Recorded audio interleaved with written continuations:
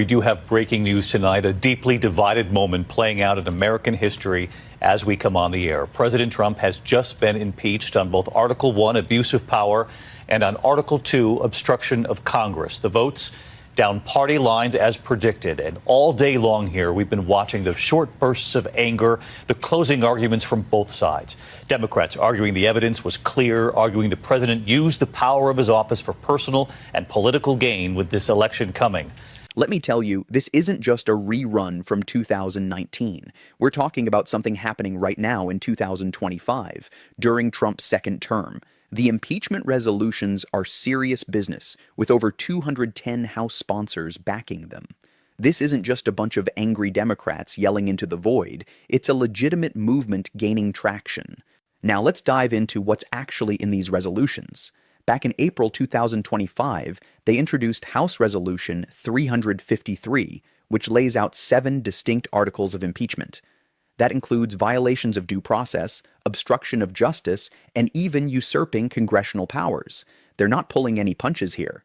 Then in June, they rolled out House Resolution 537, tacking on even more charges, like using military force without congressional approval. The language in these articles is pretty intense. They're painting Trump as a direct threat to American democracy, accusing him of stirring up authoritarianism, much like what we all remember from January 6th. The claims go on about how he's attacked judicial independence, denied citizens their constitutional rights, and pretty much turned the executive branch into his own personal empire. Impeachment is usually seen as a big deal, something that happens only when a president does something really outrageous. I mean, we've only seen a few presidents go through it in American history. But here's a twist. If it happens again, Trump would be the first president ever to face impeachment during a second term. Just let that sink in for a moment. He's already been impeached twice in his first term, and got through it since the Senate didn't convict him. And guess what? Democrats are gearing up to try it all over again. It's hard to believe, right? Now, I know what you're thinking. It feels like just political drama. And sure, the Democratic base is still pretty upset about the last election, throwing everything they can at the wall to see what sticks. There's definitely some truth there. But the accusations this time aren't just random. They're actually linking them to specific actions Trump has taken since January of 2025. We're talking about unauthorized military deployments, setting up new federal offices without getting Congress on board, withholding funds that were already approved, and even attacking federal judges who didn't side with him.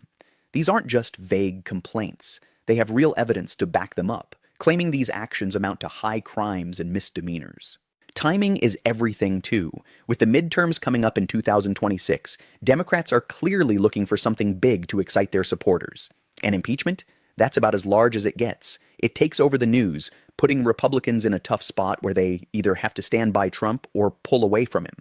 It forces every member of Congress to take a stance, and it could even sway public opinion if things spiral downhill. Let's be real here. Trump's approval ratings have been dipping, the economy isn't in great shape, and immigration is still chaotic. Now sprinkle impeachment into that mix. It's a perfect setup for Democrats wanting to reclaim the House. But the big question looms. Will it actually lead somewhere? Even if the House goes ahead and votes to impeach, which honestly seems pretty doable given the current climate. Sure, let's break down what impeachment really is because it seems like many folks have it all mixed up. First off, impeachment doesn't mean that the president gets kicked out of office right away.